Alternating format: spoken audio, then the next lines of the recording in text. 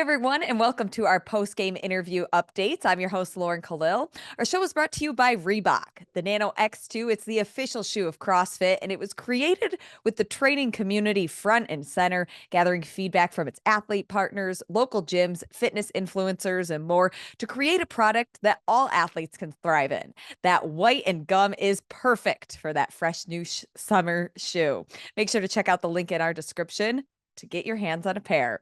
On today's episode, we have Saxon Panchik. He's 11th at the CrossFit Games. Saxon, are you enjoying some time to relax, take some time off? Anything in particular that you're doing right now? Yeah, definitely. I mean, I was looking forward to being able to relax and just kind of hang out, but I'm also very eager to get back to training.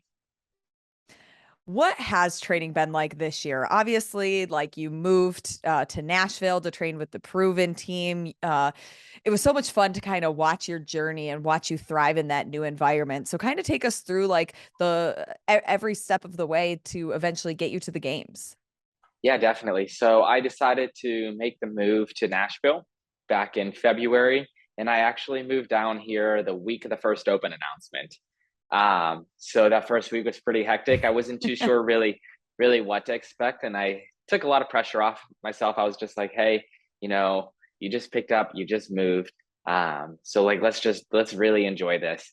And I went through the first week of the open, second week, third week, and did pretty well. And I was very excited about that, and Pretty just well. being You won around. the open.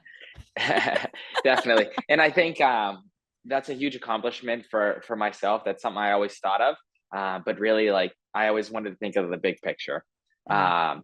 So I was excited about that I gave myself a day to be excited about that. And it was time to move on to the next thing, which was quarterfinals.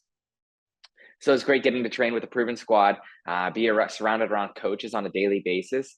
That's something that I never really experienced before, where, every single day I'm going into the gym and I have eyes on me, where coaches telling you if you're moving slow, if you're moving too fast, or like your form's going out the window or your form looks good.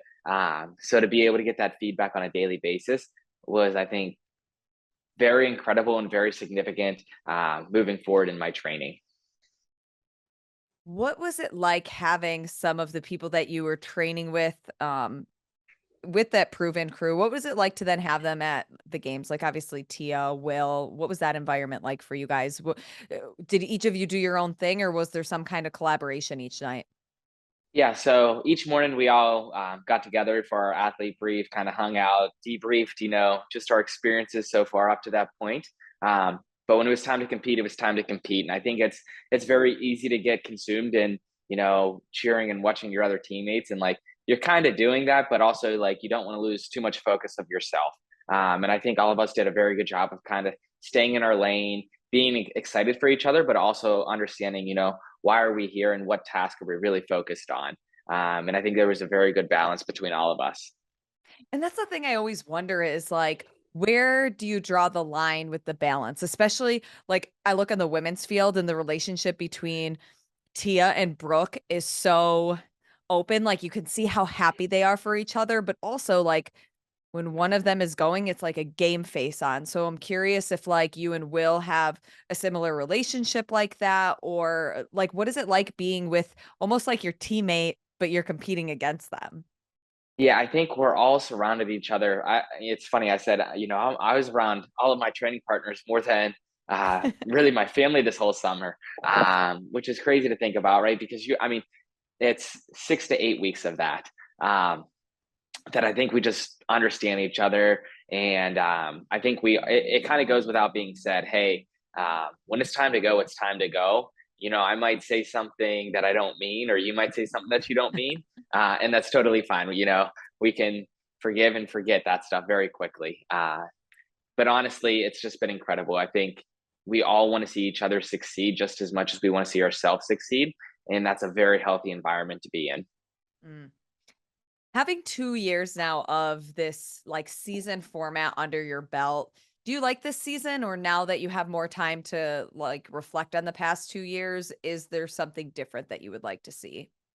I think there's always things that athletes want to see, like, things that will create maybe more longevity in the sport for athletes. I think the season's very long, but I don't like to get into too much of that because that's not on us to be able to necessarily decide. I think we just have the Mhm. cards dealt to us and we need to be able to adapt to that. And I don't like to put too much focus on that. For me, it's going into the season, hey, this is how it's looking. And let's just focus on each stage getting to, where we want to be. And you talk about, like, how long the season is, and it really is. We are what, mid-August now? No, late August now.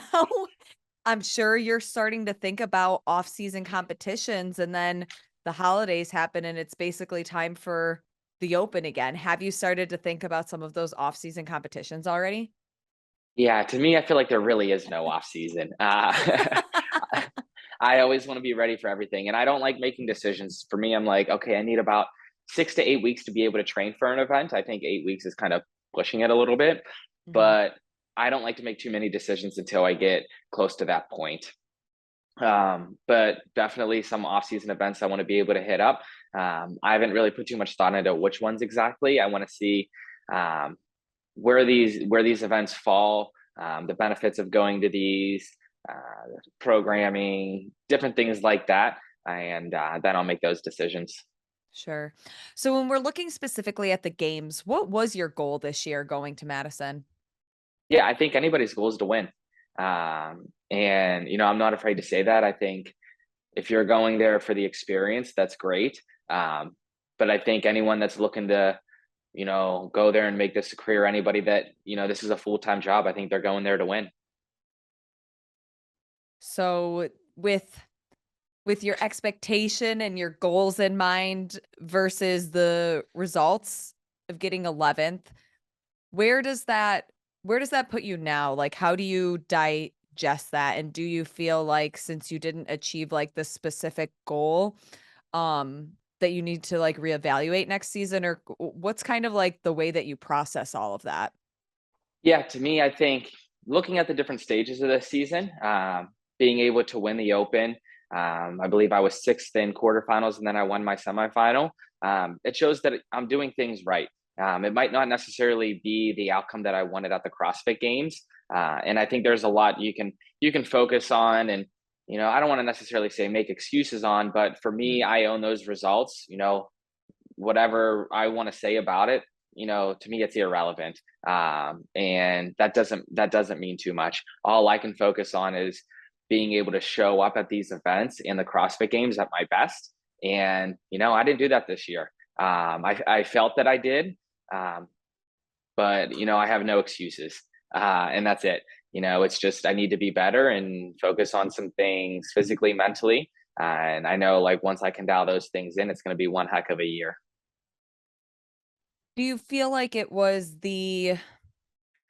like the programming, were there certain things you weren't prepared for? Was it that the field is just so competitive? Like, what are some of the different variables in your mind that could have changed the outcome for you? Yeah, I think I could play this like what if game, and it would be Sure. great to be able to do that, right? And I never like going down that road, even though I kind of go down it in my mind. Yeah. Um, but at the end of the day, you see Justin Medeiros, he still won the games. He did it last year too, under two different people programming for the games, and Mhm. that speaks enough. And I need to be able to adapt to those things. As to like my training up to that point, I think I did everything that I needed to. I felt even that, I might have been over prepared for some of the events. Mm. But when you really dial in, single unders, I took 32nd in that one, and elevated Elizabeth, I also took 32nd in that one, and having those two back to back. That's never a good thing, but like, I could easily say, hey, it was single unders, like that's has no flaw in my fitness just because I snagged one time, but that is one of the 10 components of fitness. So it's like, hey, this is still CrossFit. That's one of the components. And that showed. I think that's a very easy hole for me to be able to fix and just, throw that in my warm up a little bit and be ready for that. Um, but as to like those events that seem more traditional to the CrossFit Games, like the Capital up and over, I would say the shuttle run to overhead, those were some of my better events. And I think that's more of that stuff that we were used to seeing. So I think once I'm able to sit down with Shane, and I'm sure Shane has very similar thoughts, hey, like it's just these small things that we need to be able to shift, and we're right where we need to be. It's nothing super crazy. It's not like, you were exposed that you couldn't lift a barbell or Yeah. you couldn't carry the sandbag. And I look at last year, specifically the Echo Bike workout, it was, I think, a 38th out of 40th. And I'm like, I need to get better at the Echo Bike. And looking at all the events up to this point, I'm like, hey, the Echo Bike, those were pretty good for me in semifinals and the games. So we filled that hole. And I don't think there's anything that's super like where I'm walking away like, hey, like this is a big hole of mine. I just think it's just these small things where you can't have that slip up in order to win the CrossFit Games. Sure. When was the last time you had done a single under before the games? Honestly, I do them pretty frequently, Oh, just like warming up for double unders. yeah. I just think that was one of those things where um, you're just so they're like you literally have to be in the moment. And I think I was just so distracted by like the people to the left, the people to the right. My judge wasn't counting the number out loud, so I'm like, what number am I at? Like, what's the Yeah. time cap at? And like, just very like distractions everywhere. That it's like if you're not dialed in where you need to be, like just like that, you could easily, get time capped or get cut in that event. And for me, it was just a little thing like that, which is, like I said, I think will be easier to fix rather than like having to get on an Echo Bike and go through Echo progressions. I think that's a much more simple thing to be able to fix. We caught up with your brother Scott when we were in Madison, and he had mentioned that he was delivering deodorant for either you or Spencer one day. What was like his day-to-day relationship with you and Spencer while you were there? And Yeah, obviously, I'm sure it's different than the last time you were at the games with your brother. absolutely. So with my brothers, it's incredible our relationship. And we've gone through different stages of our life where we've played different roles for each other. I remember when he was at the games, I was his coach, and Spence was his coach at a point.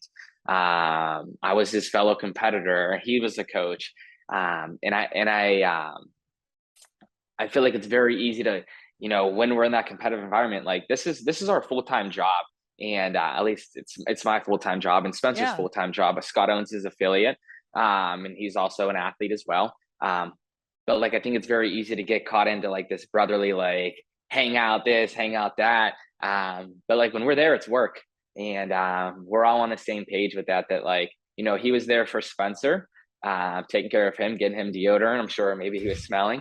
Um, I know it wasn't me, That's okay. but but no, like it was just a different role, and really like we just understand. Hey, we're all here to do something. Like there's a time and a place to be able to enjoy this together, but there's also a time and a place for us to treat this like business. Mm. Is it hard when it comes to family to separate the, like, emotions from business? Yes, it was, and I think I've been to the games 5 times, and I've been in CrossFit for 14 years.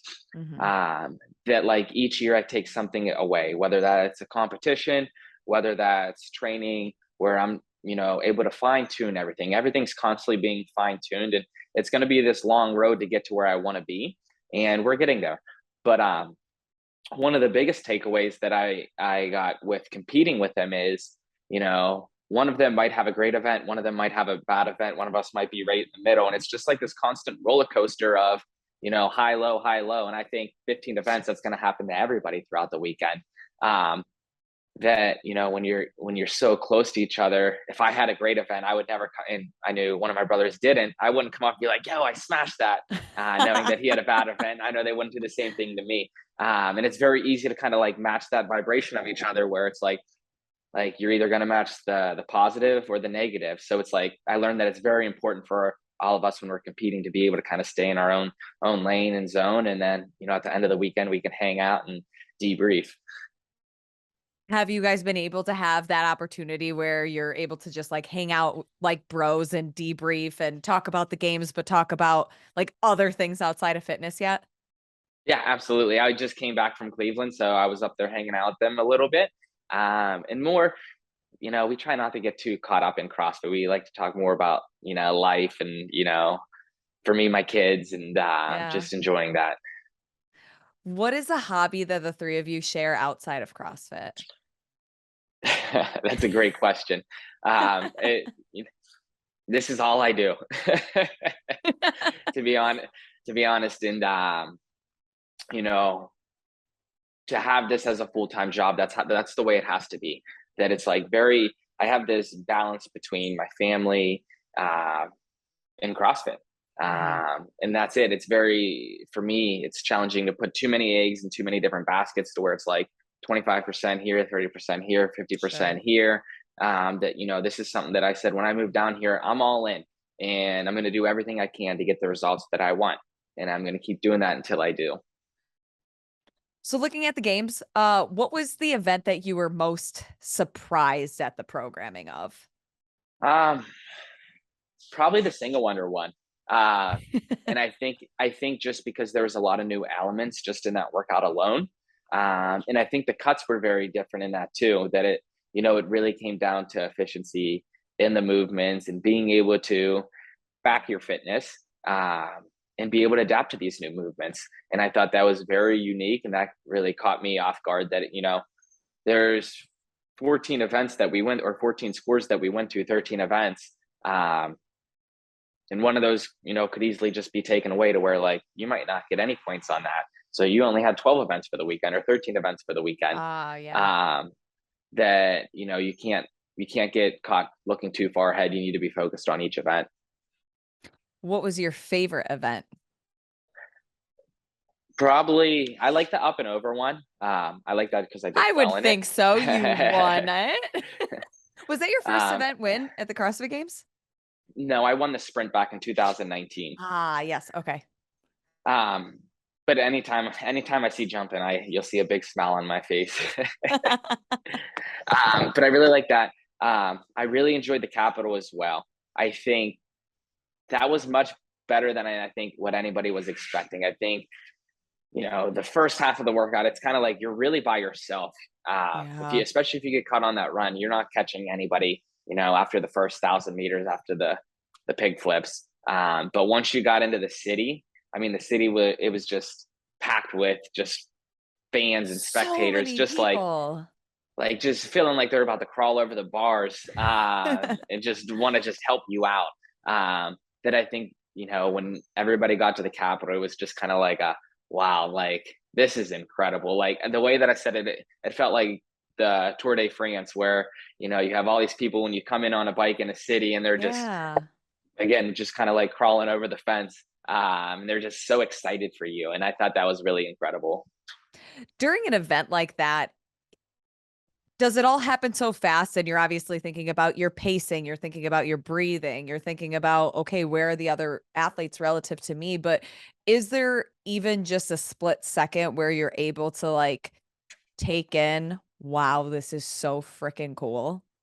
Um, yes and no. It was funny because like as soon as I left the stadium, I left the stadium with Tia, and we did that whole run next to each other. Didn't look at each other, didn't say a word, and Will was about probably 30 yards in front of us, and I was like, man, this is thinking in my mind. I'm like, man, this is just like training. It made Um, for an awesome picture. yeah. Uh, and I'm sure we all were thinking that, except for Will. He just knew that we were coming. Um, but no, I think it was just so like dialed in that it was like, hey, like we got our paces, like don't get distracted. It's easy to, especially on a 3.5 mile run, to get caught up looking at her or me looking at somebody in front of me or somebody behind me.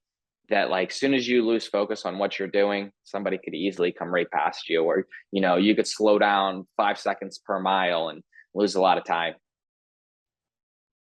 Looking at the way that uh, the days were structured, you were supposed to have a rest day on Thursday. Didn't happen because of the weather. How did that play a factor or didn't it in, like, maybe some of the other events that you had? Um, I don't think it necessarily did. I think it's kind of, I look at it like football, right? Like you can really shift momentum, or even basketball, like really any sport. You could easily shift momentum with a touchdown or a score, a turnover. And I think the same thing goes for CrossFit, right? If Mhm. that double scored event was truly like the second event, like it was supposed to be, I think there could be a lot of momentum in that if you did well in those events, that it would carry into the evening. Or if you did poor in it, that could carry over into the evening. But again, that's all assumption. And I think, really, would it have made much of a difference? Maybe, maybe not. We'll never know. But I don't think physically to like what it did to our body, made much of a difference. Is there any movement or really anything that you felt wasn't tested this season? Um, so I think it's different with everybody at a different semifinal. So for me, I only did 10 snatches this year with a barbell, and that was at 185 at quarterfinals. We never did a heavy snatch. So, I mean, I could easily look at that and be like, hey, if somebody was to go down the same route as me and they have a 245 snatch, they could have easily not made it to the game. So I think some of it can be luck on where you get. I would say that's maybe like 2% of people that could fall into that. But I think if you're going back to the games year after year after year, it doesn't really matter. Mm. So would you be in favor of like the semifinals all having standardized programming? Definitely. I think if we're looking at a big picture, I think everybody should be tested very similar. And I've been thinking of some different ways to be able to do this. And I think it would be really cool if CrossFit gave a list of movements out and said, hey, you need to work out with these 3 movements, a workout with this movement, a workout with these 5 movements. And you could structure those movements however you want, but you have the movements in the load, and let the semifinals be able to create a workout based off of that. I think that would be a very unique way to be able to do it, to where these semifinals can still come in and be able to do what they want. But still you have the movements and the loads that are standardized across all competitions. Would you say that that's kind of like the popular opinion of athletes, or to have like some kind of standardized programming or similar to what you said, or do more athletes like kind of like the randomness of it? I think it depends on the athlete. I think anybody that's going back to the games year after year, it doesn't really matter to them. They're ready for everything, just like the CrossFit games. I think you also have those athletes that do want something standardized where, I might not be good in the pool and be like, hey, swimming should not be at semifinals, where you're Ah, hearing things like that. But no, I think what athletes do want is an idea and structure to what the season's going to look like, and just really make sure that everything is completely tested and everything is a whole. interesting. And I think that that is hopefully the direction that we're going to move into with kind of changing or testing out these different season formats. When we look ahead to your specific season going into next year, what are some of the takeaways from the games this year that you're going to implement in your training, lifestyle, any of the things that would be a huge variable? Yeah, definitely. I would say a lot of my stuff is um, mentally. I think that's one of the components that a lot of athletes oversee. And I think that's something that I, was overseeing for a very long time. But, being in the right headspace, being dialed in, being focused on the task at hand, that's something that I really want to focus on this next season. Like I said, to be doing CrossFit for 14 years, I feel like I've covered most things that we can see at the CrossFit Games, minus these new implements that we see thrown in there each year. But that's nothing new for anybody. But yeah, I would say really being able to focus on that, keeping my body healthy, and that's all I can do. And I know if I can do those 2 things, it's going to be great. All right. Well, Saxon, thank you so much for catching up with us, and still don't know what competitions we'll see you at. Yeah, we'll see. Okay, we will keep checking in with you to see where you'll be at. But congratulations. I'm happy to see you at the games again, and congrats to a great season. Thank you. I appreciate it.